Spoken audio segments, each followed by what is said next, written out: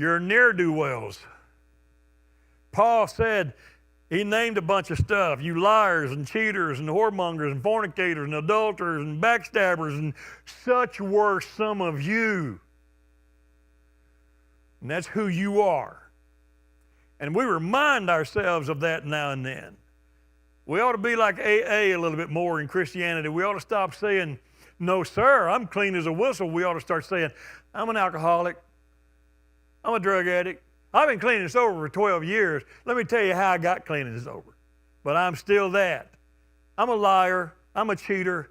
But by the grace of God, I overcame it. I've been saved and sanctified and set free and set apart. And that's the way we ought to look at everybody. No judgment, no condemnation. It doesn't matter what we know about what you were. It only matters that we see what you are and what you're becoming. Man, there's nobody in here stands on his own 2 feet. We're propped up by the grace of God, every single one of us. And most of us pray that you never find out all the blunders we've made. We'll only confess the ones we don't mind you knowing.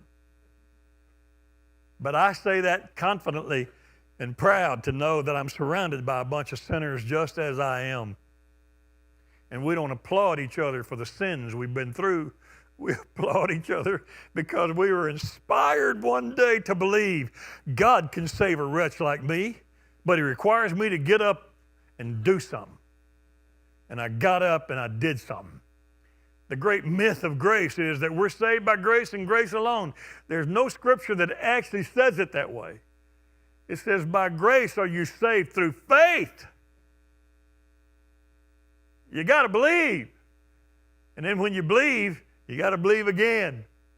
He that cometh to God must believe that He is, that He exists. That's not the end of the sentence. And that He is a rewarder of those who diligently seek Him. I seek you today, God. I've been seeking you ever since I went to Vietnam. I don't know that I sought you much before then, but man, did that change things.